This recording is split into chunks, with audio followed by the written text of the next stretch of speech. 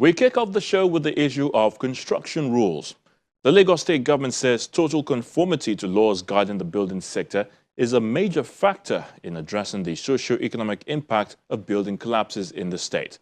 The Deputy Governor of Lagos, Kadri Hamzat, made this comment at the second annual Stakeholders Conference organized by the State Materials Testing Laboratory at GRA in Ikeja.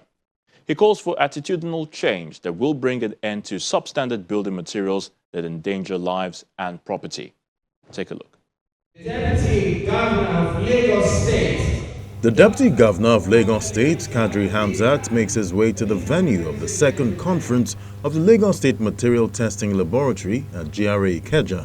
Because of its peculiarity. Once again, the Lagos State government is meeting property developers and other stakeholders in the construction industry in order to address the growing trend.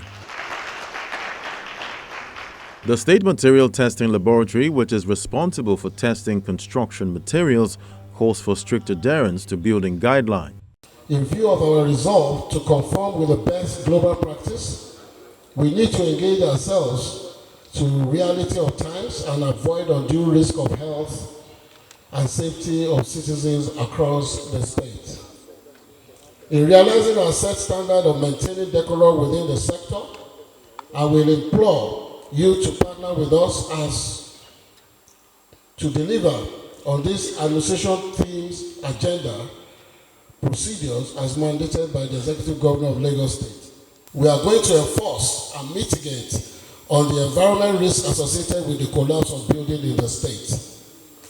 As part of our new initiatives, benchmarking with other global civil infrastructure standards, we are committed to our flow of engagement with our stakeholders for a robust and more pragmatic solution to the negative effects of all the shortfalls within the building and civil engineering sector with our new operational initiative to restrict contraventions of the law guiding the Lagos State Material Testing Laboratory.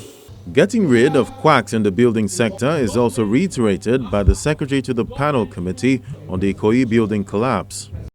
My plea to the government is, I know that there are a lot of things jostling for your interest. There are a lot of things jostling for the limited resources. But let us try our best possible to prioritize those actors that are dealing with lives of people, because there's no price that we can pay to life. So my admonition to materials testing and Lagos State as a whole, especially the agencies in the built industry, let us start a campaign where you tell the consumers, you go on social media, you go on TV, and tell them, for those of you buying off-plan properties, you are structuring your payment, that's fine. But part of the things you should structure as part of your payment is, before I pay you the last tranche of your payment, you have to give me your certificate of completion, right? And fitness for habitation. Post the Ikoyi building collapse, I as a lawyer, now when I'm doing property acquisition for my clients, we structure the payment, but what I always tell them is that the last tranche of payment is contingent on two things. One, you have to show me your building approval. Two, you have to show me your certificate of completion. Meanwhile, the Deputy Governor of Lagos, Kadri Hamzat, announces the establishment of additional material testing laboratories in other parts of the state. So let me also disclose that on our part as a government, we have invested resources in improving the capacity of the material testing laboratory to effectively and efficiently discharge its responsibility as prescribed by relevant laws of the state. Part of the effort is to reposition the agency by acquiring more capital investment and specialized equipment so that we can also improve their reach by giving them operational vehicles and so on.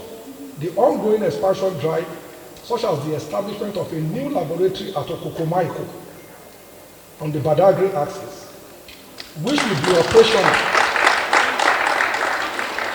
So which will open operational by third quarter of this year. So what that does is to allow them to expand to different parts of the state so that in order to also improve the capacity. Solutions that will address the negative effects of shortfalls within the building and civil engineering sector have been highlighted at this conference with the hope that practitioners will continue to abide to the laid down rules.